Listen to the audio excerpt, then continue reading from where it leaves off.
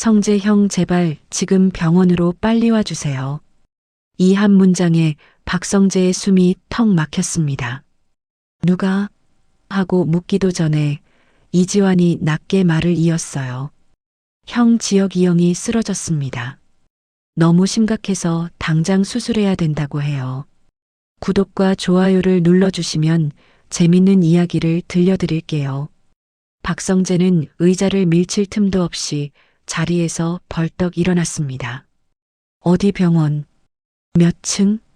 숨을 몰아쉬며 묻는데 목소리가 제 목소리가 아닌 것처럼 떨렸습니다. 친구라고 절친이라고 말로는 수백 번 했지만 그 단어가 이렇게 무겁게 가슴을 찍어 누른 적은 없었거든요. 전화가 끊기자마자 박성재의 머릿속은 단순해졌습니다. 병원, 그리고 아버지, 박진서, 슈조이 그룹 회장. 이 상황에서 제일 빨리 길을 열 수 있는 사람이 누구냐고 묻는다면 결국 그 사람이었죠. 박진석은 그 시간에도 회장실에 있었습니다. 은퇴를 앞둔 사람처럼 느긋한 면이 없는 건 아니었지만 어떤 밤에는 사업가의 본능이 고요한 시간을 못 견디게 만들었거든요. 특히 내일 아침 발표 같은 단어가 붙으면 더 그랬습니다. 회장실 문 앞에서 비서가 말렸지만 박성재는 멈추지 않았습니다. 넥타이도 풀린 채 숨이 턱턱 걸리는 얼굴로 문을 열어젖혔고요. 아버지, 지금 사람이 죽게 생겼습니다. 박진석이 고개를 들었는데요. 눈빛이 먼저 아들의 얼굴을 훑쳤습니다. 젖은 머리카락, 헝클어진 셔츠, 숨을 고르는 턱선. 평소 냉정하고 예의 바르기로 소문난 박성재의 모습은 그날은 없었습니다. 박진석은 천천히 의자를 밀며 일어나더니 아주 짧게 물었습니다. 누구? 박성재는 숨을 삼키고 말했습니다. 이지혁입니다. 지금 심장이 멈출 수도 있다고 합니다. 담당 교수 말이 수술 준비는 했는데 필요한 장비가 제 시간에 못 오면 끝이라고요. 박진석의 미간이 한번 깊게 모였습니다. 장비가 뭐길래? 박성재는 말을 쉬지 않았습니다. 쉬면 무너질 것 같았거든요. 심장 수술용 보조장치가요. 원래 오늘 오전에 들어왔어야 했는데 납품이 꼬였습니다. 다른 병원에서 급하게 빌리려 해도 지금 밤이라 절차가 걸리고 도로 상황도 최악입니다. 지금 상태로는 시간을 못 맞춥니다. 헬기든 뭐든 하늘길이 필요합니다. 헬기라는 단어가 나온 순간 회장실 공기가 조금 달라졌습니다. 박진석은 사업가였고 전용 항공이라는 건 돈보다 더 민감한 문제라는 걸 아는 사람이었죠. 기록, 명분, 리스크, 언론, 감사. 아들이 그렇게 다급하게 말하는데도 박진석이 바로 좋다라고 못하는 이유가 그거였습니다. 잠깐의 침묵이 흘렀고요. 그 짧은 침묵이 박성재에게는 1시간처럼 길었습니다. 박성재가 결국 목소리를 낮추며 한 번 더 던졌습니다. 아버지, 부탁이 아니라 제가 책임질 수 있는 방식으로라도 해야 합니다. 지혁이는 제 친구입니다. 박진석은 그 말에 눈썹이 아주 미세하게 움직였습니다. 친구라는 단어가 박진석에게는 언제나 애매했거든요. 사업가의 세계에서 친구는 친한 적일 수도 있고 도움이 되는 관계일 수도 있었습니다. 그런데 박성재가 말한 친구는 그 둘과 달랐습니다. 박진석이 다시 물었습니다. 왜 내가 이 정도로 흔들리냐? 박성재는 잠시 입술을 깨물었습니다. 그리고 정말 말하고 싶지 않았던 진짜를 꺼냈어요. 그 진짜가 나가면 이제 돌아올 길이 없다는 걸 알면서도요. 지혁이가 제가 사랑하는 사람을 지키려고 그렇게 된 겁니다. 박진석은 그 순간 아주 낯선 이름 하나를 떠올렸습니다. 아들이 오래전부터 마음에 품고 있다는 카페 매니저 이야기. 부드럽게 말하면 평범한 여자, 냉정하게 말하면 집안이 기대에 못 미친다고 판단할 수도 있는 여자. 박성재는 박진석이 무슨 생각을 하는지 아는 눈이었습니다. 지은호입니다. 아버지가 아는 그 사람요. 지은호 씨가 방금 병원에 도착했다고 합니다. 그리고 지혁이는 은호 씨가 힘들까봐 자기 상태를 숨기고 혼자 버텼습니다. 박진석의 눈이 가늘게 좁혀졌습니다. 지은호라면 정순이 사장 딸. 박성재는 고개를 끄덕였습니다. 정순이는 식당을 운영하는 사람이었고 남편을 일찍 잃고 딸과 아들을 키웠습니다. 그 딸이 지은호였죠. 여기까지도 박진석에게는 아들의 연애 정도로 들릴 수도 있었습니다. 그런데 박성재가 이어서 던진 말이 박진석의 체온을 확 바꿔놨습니다. 그리고 지금 지혁이 옆에는 박영라도 있습니다. 박진석의 시선이 똑바로 박성재에게 꽂혔습니다. 영라, 박영라. 박진석의 재혼한 아내 고성이가 목숨처럼 끌어안고 키운 딸. 대학원에서 그림을 하고 세상 물정 모르는 척하면서도 묘하게 단단한 눈빛이 있는 아이. 박성재는 숨을 고르며 말했어요. 영라가 지혁이한테 뭔가를 물었다고 합니다. 회사 쪽 자료 관련해서요. 지혁이가 쓰러지기 직전에 누군가에게 멈추지 말고 끝까지 가라고 했다고도 하고요. 박진석의 머릿속에서는 아주 불편한 퍼즐 조각이 딱 하고 맞춰지는 소리가 났습니다. 고성이. 그 이름은 늘 매끄럽게 웃고 늘 더 깔끔한 옷을 입고 늘 손해보지 않는 사람처럼 보였는데요. 이상하게도 박진석은 최근 들어 자꾸만 아내의 말투가 날카롭게 느껴지곤 했습니다. 특히 이지혁이라는 이름이 나오면 더 그랬습니다. 고성이는 이지혁을 겉으로는 능력 있는 후배라고 칭찬했지만 속으로는 알 수 없는 경계심을 숨기지 못했거든요. 박진석은 계산을 멈췄습니다. 오늘 밤만큼은 숫자가 아니라 사람이 먼저였어요. 그는 자리에서 일어나 인터폰 버튼을 눌렀습니다. 비서실장, 항공팀 연결해. 비서실장이 당황한 목소리로 회장님, 지금은 점검이라고 하자 박진석은 말을 자르듯 낮게 눌러 말했습니다. 점검은 내가 책임진다. 지금 당장 띄울 수 있는 기체, 조종사, 승인 절차 전부 잡아. 그리고 병원 옥상 헬리패드 사용권 확보해. 민간이든 공공이든 막히면 내가 직접 통화한다. 박성재의 눈이 붉어졌습니다. 울고 싶어서가 아니라 겨우 숨이 돌아와서 그랬습니다. 박진석은 그런 아들을 보며 한마디를 더했습니다. 성재야, 내가 지키고 싶은 사람이 있다면 내가 감당해야 할 책임도 함께 오는 거다. 오늘 밤은 내가 길을 열어줄 테니 너는 끝까지 버텨라. 병원 복도는 밤인데도 소란스러웠습니다. 중환자실 앞에는 이상철이 앉아 있었는데요.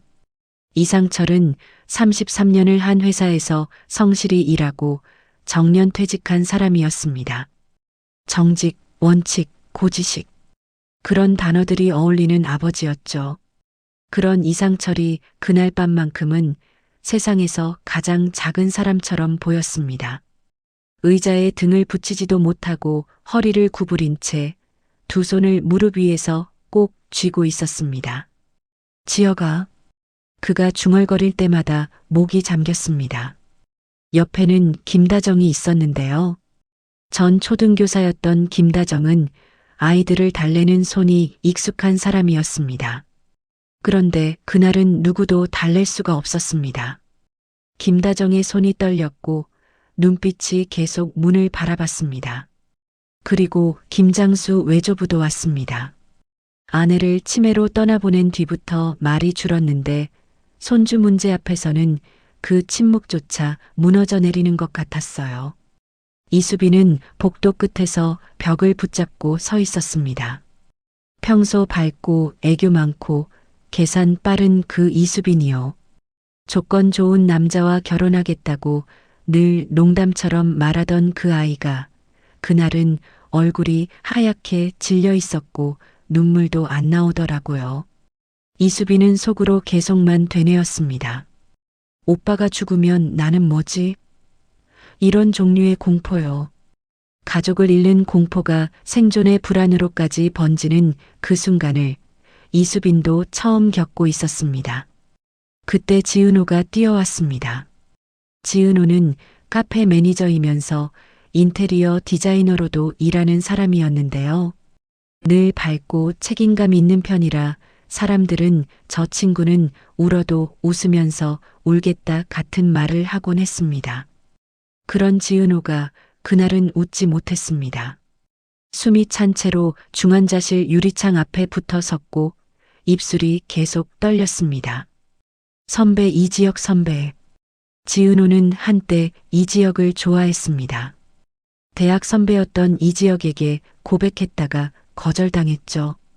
그때 이지혁은 비혼주의라며 선을 그었고요. 그런데 이상하게도 사람 마음이라는 게 고백 한 번으로 딱 끝나지 않잖아요. 지은호는 오랜 시간 마음을 접으려고 애썼고 그 와중에 박성재가 옆에서 조용히 지켜봤습니다. 박성재는 지은호를 좋아했고요. 그 삼각형이 어설프게 멈춰 있는 줄 알았는데 지금은 모든 게 무너지고 있었습니다. 지은호가 유리창 너머를 보며 울먹였습니다. 선배, 나한테 아무 말도 안 했잖아요.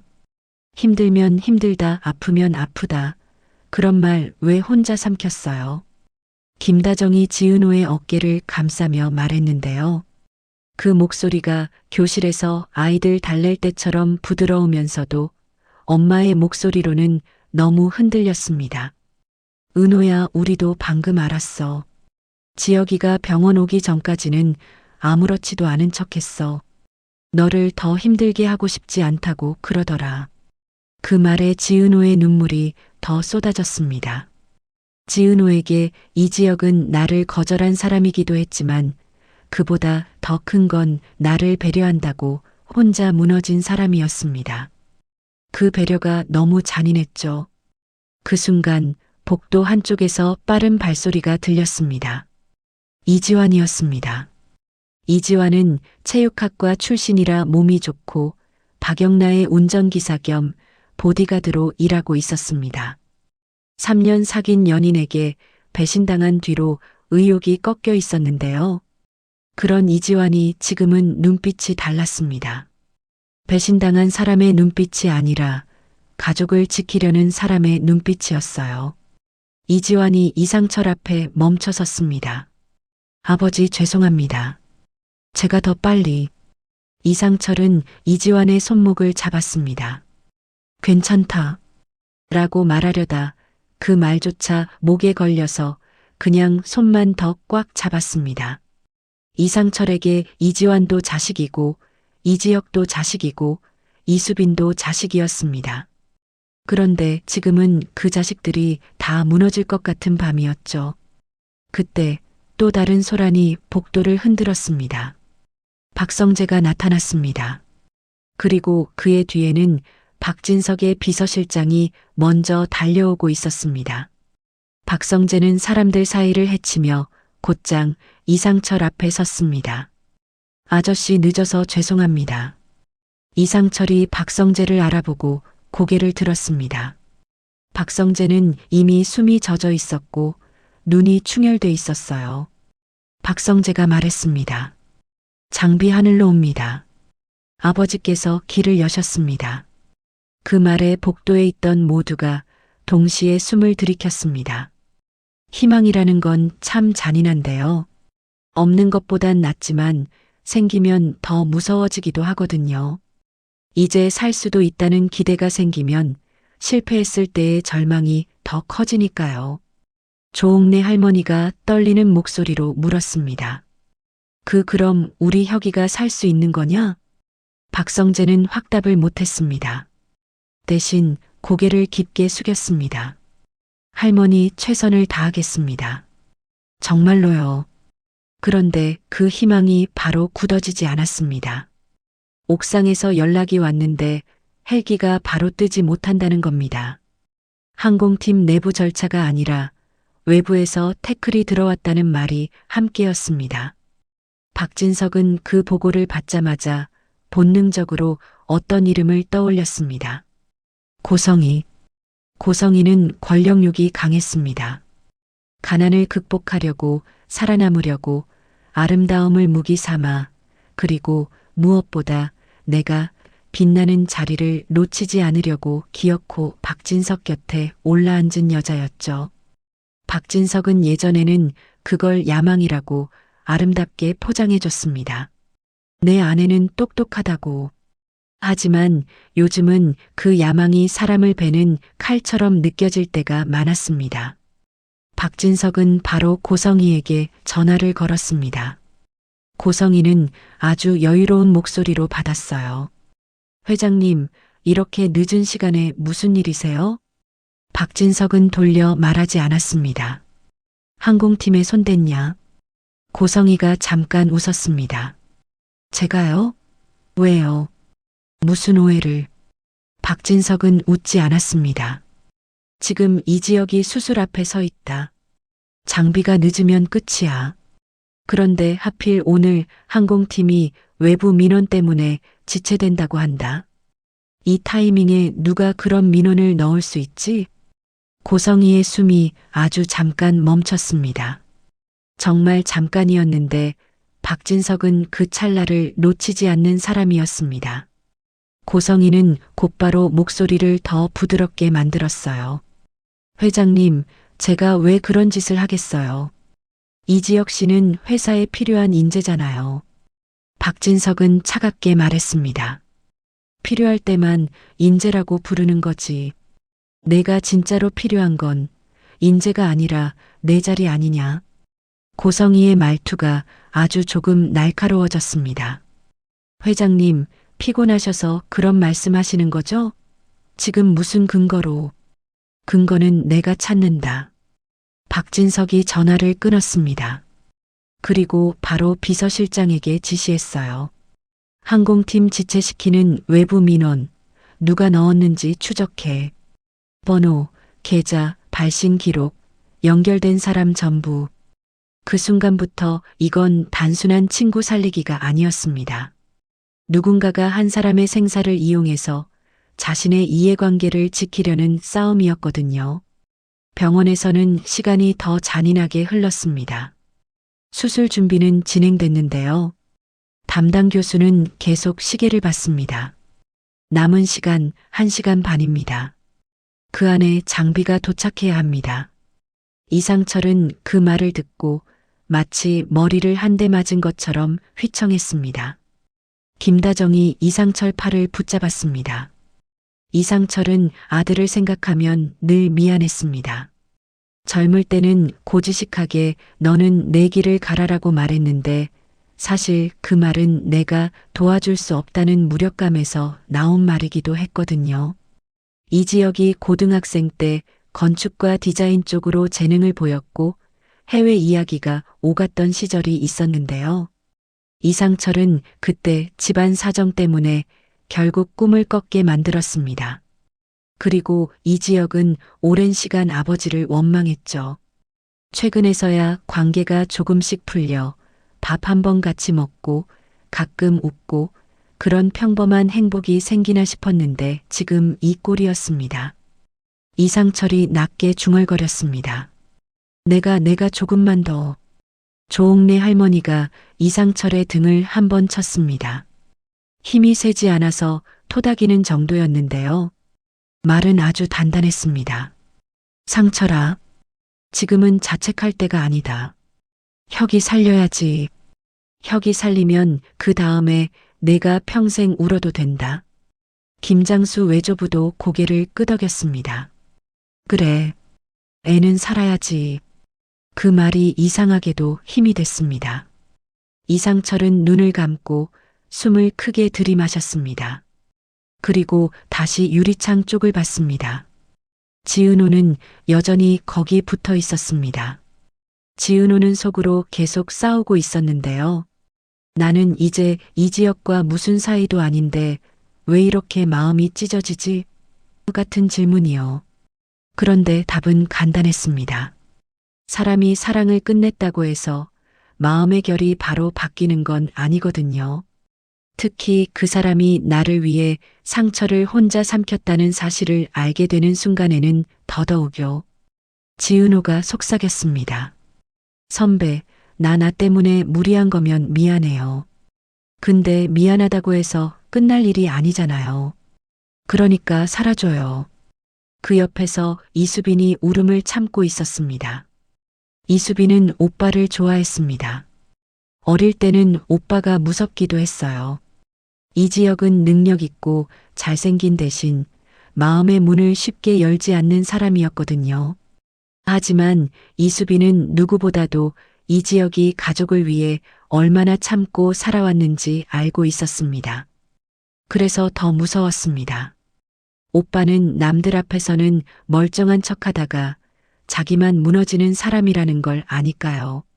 그때 복도 반대쪽에서 갑자기 누군가 큰 소리를 냈습니다. 거기 슈조이 그룹 사람 맞죠? 나도 알아요. 요즘 그 그룹 난리던데. 뭐야, 또 쇼하냐? 사람들이 쳐다봤습니다. 그 사람은 다름 아니라 지강호였습니다. 지은호의 남동생, 정순이의 아들. 욕심은 많은데 게으르고 불만이 많은 누나와 비교당하며 자격지심을 품고 자란 그 지강호요. 정순이가 뒤에서 지강호의 팔을 확 잡아당겼습니다. 아, 너 미쳤니? 여기 병원이야. 지금 내가 할 말이야, 그게. 지강호는 얼굴을 찌푸리며 투덜거렸습니다. 아니, 누나가 저기 붙어서 울고 있잖아. 이지혁? 그 사람 누나한테 고백 거절했던 사람 아니야? 근데 왜 누나만 손해봐야 돼? 정순이의 얼굴이 새하얘졌습니다. 정순이는 딸이 마음고생하는 걸 알고 있었고 그렇다고 남 탓을 하게 키우고 싶지는 않았습니다. 그런데 지강호의 입에서는 늘 남 탓이 먼저 나왔거든요. 정순이가 이를 악물고 말했습니다. 손에 같은 소리 하지 마.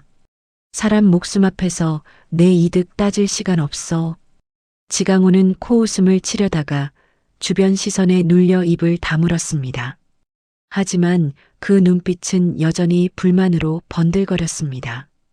그리고 그 번들거림이 나중에 더 큰 사고로 이어질 불씨라는 걸 그때는 아무도 몰랐습니다.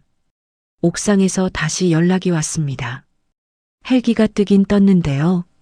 날씨가 변덕스럽고 항로 승인도 꼬였다고 했습니다. 시간 단축이 간당간당하다는 겁니다. 그 소식을 들은 박성재는 복도 창가로 나가서 주먹으로 벽을 한번 쳤습니다. 그러고 나서 바로 이지환을 붙잡았습니다. 와나, 너 지금 영나랑 같이 있지? 영나는 어디 있어? 이지환이 대답했습니다. 박영나 씨는 아까부터 계속 전화 붙잡고 있습니다. 누가 헬기 막았는지 알아보겠다고요. 박성재가 눈을 크게 떴습니다. 박영나는 우아하고 차분한 스타일이라 이런 극한 상황에서 감정적으로 튀는 타입은 아니었습니다. 그런데도 지금 직접 움직이고 있다는 건 영나가 뭔가를 알고 있거나 뭔가를 의심하고 있다는 뜻이었죠. 그때 박영나가 복도 끝에서 걸어왔습니다. 얼굴은 창백했지만 눈빛은 이상하게 또렷했습니다. 박영나가 박성재 앞에 섰습니다. 오빠. 박성재는 순간 어색했습니다. 박영나가 박성재를 부르는 호칭이 평소에는 그리 가까운 뉘앙스가 아니었거든요. 그런데 오늘은 달랐습니다. 박영나가 낮게 말했습니다. 우리 엄마 고성희 이사장님, 오늘 저녁에 항공팀 사람이랑 통화하는 거 봤어요. 이 정도면 충분히 늦는다는 말도 들었고요. 박성재의 심장이 쿵 내려앉았습니다. 영나, 그 말 진짜야? 박영나는 입술을 떨며 고개를 끄덕였습니다. 확실하진 않아요. 근데 이상하잖아요. 엄마는 원래 이지혁 씨 얘기 나오면 표정이 딱 굳어요. 그리고 며칠 전엔 이지혁 씨가 엄마에게 자료 정리 끝났습니다라고 말하는 걸 제가 들었어요. 엄마가 그때 그건 내가 보면 안 되는 거야 라고 했고요. 그 말에 박성재의 머릿속에서는 확신이 굳어졌습니다. 고성이가 뭔가를 숨기고 있고 이지혁이 그걸 건드렸고 그래서 이지혁을 위험 요소로 봤다는 거. 박성재는 바로 아버지에게 전화를 걸었습니다. 박진석은 병원으로 오고 있었습니다. 전화가 연결되자마자 박성재가 말했습니다. 아버지, 고성애 씨가 헬기 지연에 개입했을 가능성이 큽니다. 박영나가 직접 들었습니다. 박진석은 한동안 말이 없었습니다. 운전기사에게 속도를 내라고 손짓한 뒤 아주 낮게 말했습니다. 그럼 오늘 밤은 더더욱 지체하면 안 된다. 박진석이 병원에 도착했을 때 복도 분위기는 얼어붙어 있었습니다. 사람들은 회장이 오자 일제히 허리를 숙였는데요. 박진석은 그 인사에 거의 반응하지 않았습니다. 그저 곧장 중환자실 앞까지 걸어갔습니다. 이상철이 박진석을 보고 순간 얼굴이 굳었습니다. 이상철은 대쪽 같은 사람이었고 재벌 회장에게도 고개를 잘 숙이지 않는 사람이었습니다. 그런데 오늘은 상황이 달랐습니다. 아들의 목숨이 걸렸으니까요. 이상철은 괜히 자존심을 부릴 수가 없었습니다. 박진석이 이상철 앞에 섰습니다. 그리고 예상 밖의 말부터 했습니다. 아버님, 지금은 제 얘기보다 이지영 얘기부터 하겠습니다. 제가 길을 열어볼 테니 가족분들은 그 아이 마음이 붙잡힐 수 있게 옆을 지켜주세요.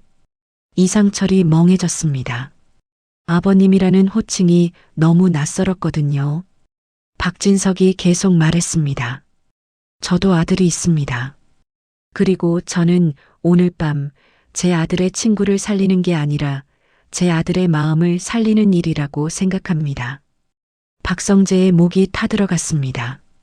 아버지가 이런 말을 하는 사람이라는 걸 박성재는 처음 봤습니다. 박진석은 늘 강했고, 늘 계산했고, 늘 승리하는 사람이었거든요. 그런 아버지가 지금은 사람처럼 말하고 있었습니다. 드디어 옥상에서 도착 연락이 왔습니다. 하지만 끝이 아니었습니다. 도착한 장비 박스에 봉인이 한 번 뜯긴 흔적이 있다는 겁니다. 병원 보안팀이 긴급히 확인에 들어갔고 의료진도 표정이 굳었습니다. 박영나가 그 소식을 듣자마자 이지환을 바라봤습니다. 이지환 씨, 저 부탁 하나만 해도 돼요? 이지환은 대답 대신 고개를 끄덕였습니다.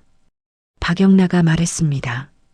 지금부터 제가 하는 말 아무한테도 말하지 말고요. 엄마 아니 고성희 이사장님 주변 사람들 오늘 병원 근처에 누가 있었는지 확인해 주세요. 특히 엄마가 쓰는 기사나 수행비서 라인. 이지환의 눈빛이 단단해졌습니다. 그는 원래 몸으로 막는 일을 하던 사람이지만 오늘은 머리로 싸워야 했습니다. 그리고 이상하게도 박영나가 그걸 알아채고 있는 것처럼 보였습니다. 제가 해보겠습니다. 박영나가 잠깐 눈을 감았다가 뜨며 말했어요.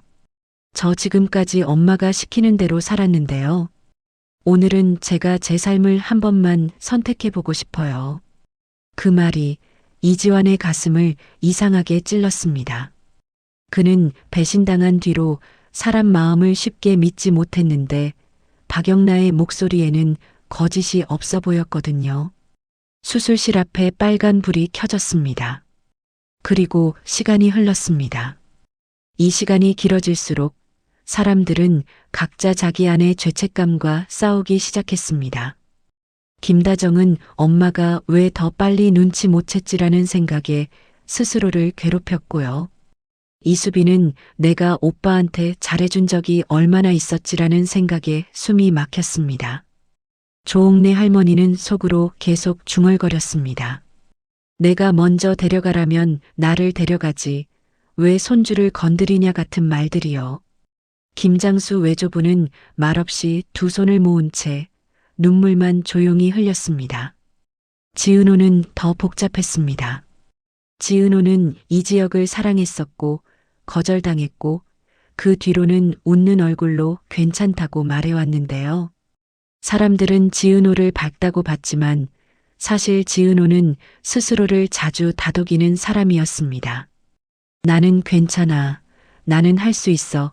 같은 말을 자기에게 계속 해줘야 버티는 사람이었죠. 그런데 오늘은 그 말이 안 나왔습니다. 지은호가 박성재를 보며 조심스럽게 말했습니다. 성재 씨 선배가 저 때문에 무리했다면 저 어떻게 해야 해요? 박성재는 그 질문에 대답이 어려웠습니다. 박성재는 지은호를 좋아했습니다. 그런데 지은호가 지금 마음이 찢기는 이유는 자기 때문이 아니라 이 지역 때문이잖아요. 박성재는 그 사실이 슬펐고 동시에 이해도 됐습니다. 사랑이라는 건 그렇게 움직이니까요. 박성재는 결국 솔직하게 말했습니다. 은호 씨, 지금은 누가 누구 때문인지 따질 때가 아닌 것 같습니다. 지혁이가 살면 그때 가서 저희가 다 같이 울든 웃든 하죠. 지금은 그냥 살아야 합니다. 지은호는 고개를 끄덕였고 눈물을 닦았습니다. 그때 정순이가 지은호 뒤에서 조용히 말했습니다. 은호야, 너 괜찮냐? 지은호는 엄마 같은 정순이를 보고 순간 마음이 무너져 내렸습니다. 정순이는 친엄마가 아닌데도 그동안 지은호가 얼마나 많이 괜찮은 척 해왔는지 알아챌 눈이었거든요. 지은호가 결국 울면서 말했습니다. 아줌마 나 무서워요. 정순이가 지은호의 손을 꼭 잡았습니다. 무서워도 돼. 근데 너 혼자 무서워하지 마. 내 옆엔 사람이 많다. 그 말이 지은호에게는 아주 큰 위로였습니다. 그런데 바로 그때 병원 로비에서 시끄러운 소리가 들려왔습니다. 박진석이 고개를 돌렸고 비서실장이 달려왔습니다. 회장님, 추적 결과 나왔습니다. 항공팀 지연 민원 고성희 이사장님 재단 명의로 연결된 라인에서 나왔습니다. 그리고 장비봉인 훼손 가능성도 같은 라인 수행비서가 병원 근처에 있었다는 증언이 있습니다. 박진석의 얼굴이 굳었습니다. 박성재는 이를 악물었습니다. 박영란은 순간 숨을 삼켰고요. 박진석이 낮게 말했습니다. 결국 내 집안일이구나. 그는 그 자리에서 결단을 내렸습니다. 하지만 그 결단은 바로 고성희를 체포하라 같은 단순한 게 아니었습니다. 박진석은 사업가였고 싸움은 감정으로 하는 게 아니라 승리로 하는 사람입니다. 그는 조용히 비서실장에게 지시했습니다. 오늘 밤 자료 전부 확보해. 재단, 법인카드, 계좌 흐름, 수행비서 통화기록, 항공팀 연결, 그리고 박영나가 불이익 받지 않게 보호해. 그 아이는 죄가 없다. 박영나가 그 말을 듣고 눈물이 맺혔습니다. 엄마인 고성희에게서 보호라는 감정을 느낀 적이 거의 없었는데요. 박진석은 피 한 방울 섞이지 않은 딸에게도 지금 보호를 말하고 있었습니다. 박영란은 떨리는 목소리로 물었습니다. 회장님 아니 아버님, 저도 도와도 돼요? 박진석이 박영란을 바라봤습니다. 그리고 아주 짧게 고개를 끄덕였습니다. 그래, 내 인생은 내가 책임져라. 대신 도망치지는 마. 수술실 문이 열렸습니다. 의료진이 나왔고 그 표정은 피곤했지만 밝았습니다. 수술 잘 됐습니다. 심장 기능 안정됐고요. 지금은 회복실로 옮길 겁니다. 그 말이 나오자마자 복도에 있던 사람들 모두가 동시에 울었습니다. 어떤 울음은 소리 없이 흘렀고요. 어떤 울음은 숨이 꺾일 정도로 터졌습니다. 이상철은 그 자리에서 주저앉을 뻔했는데 김다정이 팔을 붙잡아줬습니다. 김장수 외조부는 그냥 고개를 숙인 채 오래 울었습니다. 지은호는 손으로 얼굴을 가리고 울었는데요. 그 울음은 기쁨이면서도 죄책감이 섞여 있었습니다. 다행이다라는 감정이 먼저 나오는데 바로 뒤이어 왜 나는 이렇게까지 이 사람을 놓지 못하지라는 마음이 따라왔거든요. 박성재는 그 자리에서 숨을 길게 내쉬었습니다. 그리고 박진석을 바라봤습니다. 박진석은 아무 말 없이 아들의 어깨를 두드렸습니다.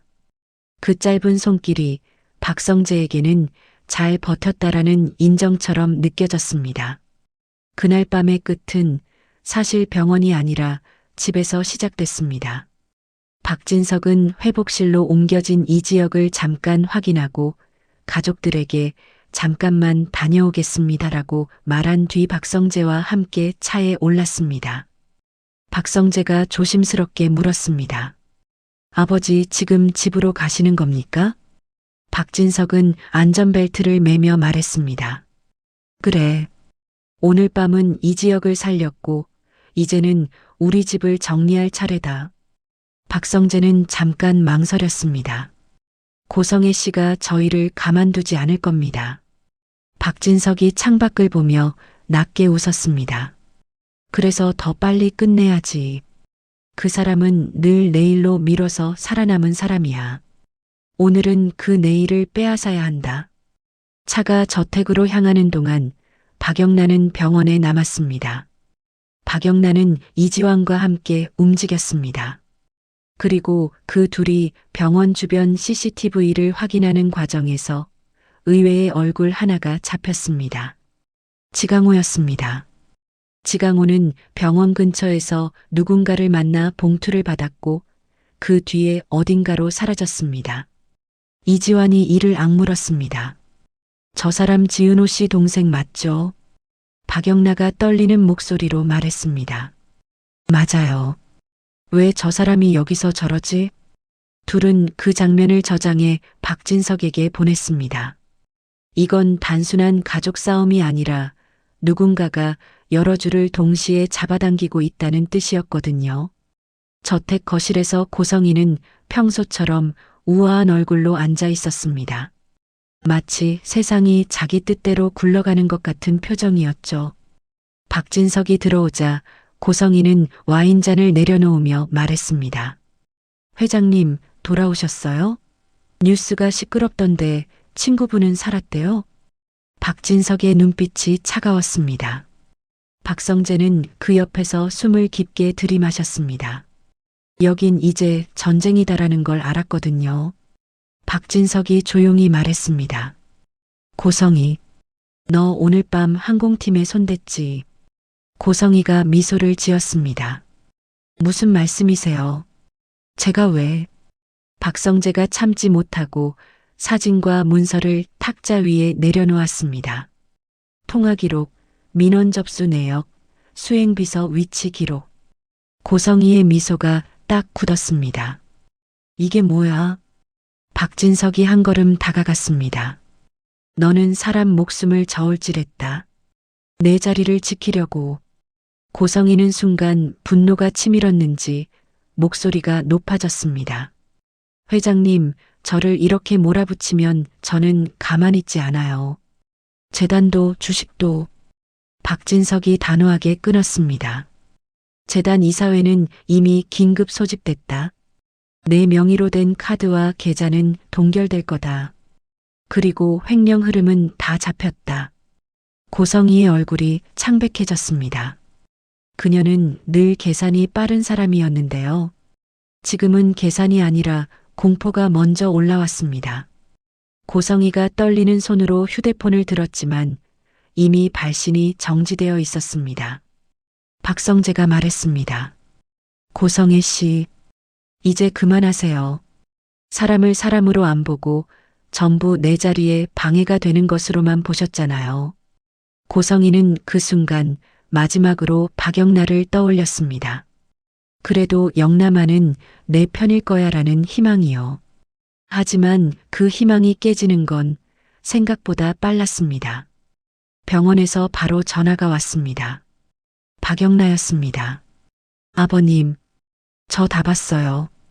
엄마가 누굴 시켰는지, 어떤 말 했는지 다 녹음돼 있어요. 저 이제 엄마 편 못 들어요. 그 말에 고성이는 입술을 파르르 떨었습니다. 박진석은 전화 너머 박영나에게 짧게 말했습니다. 잘했다. 너는 내 편을 들어라. 고성이는 그 자리에서 무너졌습니다. 하지만 무너진 방식이 죄책감이 아니라 분노였다는 게 더 끔찍했습니다. 너희가 날 이렇게 만든 거야. 내가 얼마나 노력했는데, 내가 여기까지 올라오려고 뭘 버렸는지 알아. 박진석은 그 말에 차갑게 답했습니다. 그래. 너는 많은 걸 버렸다. 그런데 버리면 안 되는 것까지 버렸다. 그게 문제다. 그렇게 고성이의 완벽한 인생은 금이 가기 시작했습니다. 하지만 아직 끝이 아니었습니다. 병원에서 회복 중인 이지혁이 아주 짧게 의식을 찾았다는 연락이 왔습니다. 이지혁은 산소 마스크 너머로 겨우 입술을 움직이며 딱 한 사람 이름을 말했다고 했습니다. 지은호. 지은호는 그 말을 듣고 눈물이 다시 터졌습니다. 그런 지은호의 손을 박성재가 조용히 잡았습니다. 박성재는 그 손을 잡는 순간 마음속으로 결심했습니다. 지은호가 누구를 선택하든 나는 오늘 밤처럼 끝까지 지켜보자. 그게 사랑이든 친구든 책임이든 이제는 도망치고 싶지 않았습니다. 그런데 바로 그때 또 하나의 사실이 박진석에게 전달됐습니다. 지강호가 병원 근처에서 받았던 봉투. 그 안에 들어있던 건 돈이 아니라 문서였습니다. 그 문서에는 이지혁 수술 장비 납품 취소 지시 관련 내부 결제 라인이 찍혀 있었고요. 그 라인 끝에는 고성의 재단 수행비서 이름이 있었습니다. 즉, 지강호는 누군가의 심부름을 했고 그 대가로 뭔가를 받았을 가능성이 컸습니다. 정순이가 이 사실을 알게 되면 가만히 있지 못할 겁니다. 정순이는 딸에게 의지하는 엄마이지만 동시에 자식을 잘못 키웠다는 죄책감을 누구보다 크게 안고 있는 사람이거든요. 박진석은 조용히 말했습니다. 이 싸움은 고성이만의 싸움이 아니군. 그리고 그때 이지환이 박영나에게 조용히 말했어요. 박영나 씨, 이제부터는 진짜 위험해질 겁니다. 박영나는 고개를 들었습니다. 알아요. 근데요, 이상하게도 이제는 도망치고 싶지 않아요. 제가 어릴 때부터 엄마가 늘 세상은 저기야라고 말했거든요. 근데 오늘 병원에서 봤어요. 사람들이 누군가를 살리려고 이렇게 울기도 한다는 걸요. 이지환은 잠깐 말을 잃었습니다. 그 말이 그의 마음 깊은 곳을 건드렸거든요. 배신 이후로 그가 잃어버린 감정이 바로 사람을 믿는 마음이었으니까요. 그리고 새벽이 밝아올 즈음 박진석의 휴대폰에 익명의 메시지가 하나 도착했습니다. 이지혁이 쓰러진 날 그의 커피에 들어간 건 피로회복제가 아니었습니다. 진짜 원인을 알고 싶다면 내가 믿는 사람부터 의심하세요. 박진석은 화면을 오래 바라봤습니다. 박성재는 그 옆에서 메시지를 보고 얼굴이 굳었습니다. 지은호는 그 사실을 아직 모릅니다. 이상철도 김다정도 조옥래도 김장수도 모릅니다. 하지만 박진석은 알았습니다.